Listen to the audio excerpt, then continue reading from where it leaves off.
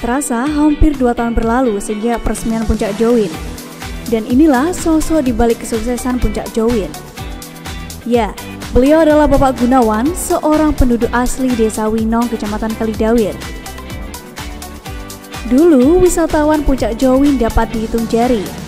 Dari pagi hingga sore tak lebih dari 40 wisatawan yang datang berkunjung. Namun, pengelola wisata Puncak Join, Gunawan, tidak menyerah dan tetap berusaha mempertahankan kawasan wisata seluas 4 hektar tersebut. Gunawan menyadari mempertahankan lebih sulit daripada membuka. Sempat melewati masa-masa yang sulit, ia berhasil membuktikan dan bertahan dengan kondisi tersebut selama 1,5 tahun. Dan tanggung jawab moral merupakan kunci yang membuatnya bertahan. Gunawan menilai usaha warga Desa Winong membuka kawasan wisata Puncak Join tidaklah mudah. Apalagi melihat lokasi wisata tersebut dulunya hanyalah ladang pertanian. Gunawan selaku Ketua BUMDes Winong juga memiliki amanah untuk menyukseskan unit-unit usaha tersebut.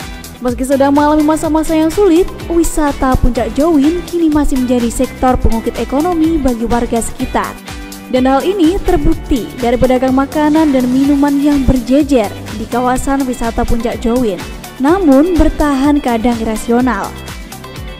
Gun mengaku sepinya wisatawan berimbas serius dalam pengelolaan kawasan wisata, baik dalam kondisi sepi maupun kondisi ramai, dan juga biaya operasional yang tidak dapat ditawar.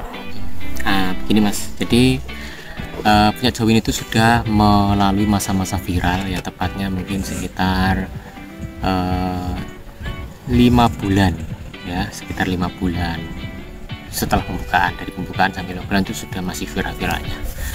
Nah, setelah itu kondisi Join itu selalu menurun hingga saat ini. Tapi ya alhamdulillah masih ada pengunjung, setiap hari itu juga masih ada, walaupun banyaknya itu tidak seberapa, tapi masih bisa berjalan dan bertahan. Nah, di saat kondisinya seperti ini, mungkin dengan kondisi yang sepi, yang menurun ataupun berkurang dari pengunjung, juga kita sebetulnya juga terbebani dengan yang namanya untuk keperluan setiap hari dan setiap bulan.